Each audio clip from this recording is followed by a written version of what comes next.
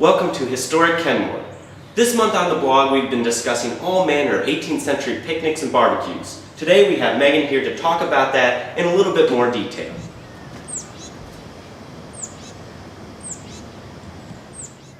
In 1770, George Washington comes here to visit his brother-in-law and his mother. While in town, we know that he records that he attended a barbecue. In the 18th century, that means something a little bit different than it means to us here in the modern day. How would you describe an 18th century barbecue? Well, an 18th century barbecue and outdoor dining in general, picnicking, was a pretty grand affair by our standards today. It pretty much literally meant taking your entire dining room outside.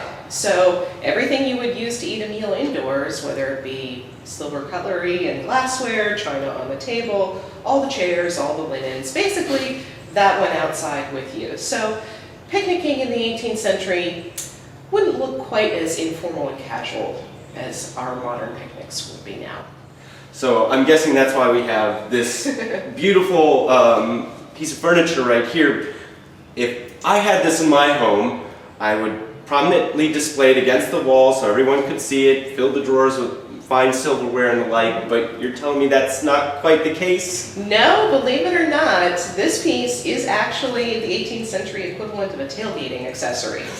It was quite definitely intended to go outside as needed. It could be used inside as well, and it was, but it actually had a slightly hidden function to it. And the drawers you mentioned on the front, not actually drawers, those are fakes. They're just there for decoration to give the impression that it's a little side table or something like that. You actually access the inside of this table through the top. So can we see what that looks like? Absolutely, absolutely. That's why we have it out here. So this is a convertible table or a metamorphic table. It has 4 legs, as you can see, but the back corner leg actually pulls out to become a stand for the tabletop. So when you open it that way, you have a full-size table to sit at. Now, this can be used as a gaming table. If you're picnicking outside, this can become your table that you're eating your meal from. It can be moved from room to room within the house if you needed a quick table out here in the passage or needed extra seating in the dining room. So it had a lot of purposes in addition to being something up against the wall for decorative purposes. But the real secret of this table is it has one more hidden piece.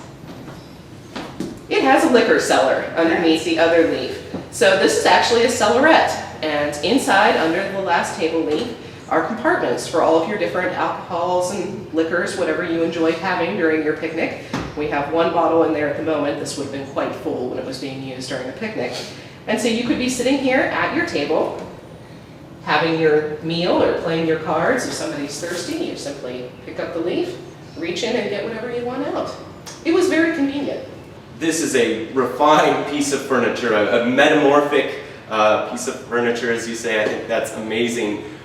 But that's pretty high-end, that's pretty complicated. It seems like their ideas of picnics and barbecues, outdoor dining, was on an entirely different level than our own. It's very true. They really made it an event.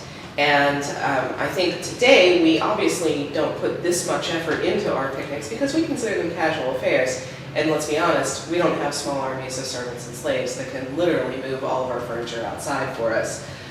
So yeah, we don't quite put this much effort into it anymore, but certainly for George Washington, this is what he was used to. We know that he went to at least 6 barbecues over the course of 4 years while here in Virginia, and they probably all were pretty fine affairs. Well, there we have it. So this June, if you're going to be eating outside, instead of just pulling out a tablecloth and laying that down or popping the tailgate down, maybe think about bringing some of your fine furniture, pulling it out on the lawn, and having a barbecue a little bit more like George would have done. Well, thank you so much, Megan. You're welcome, Joe.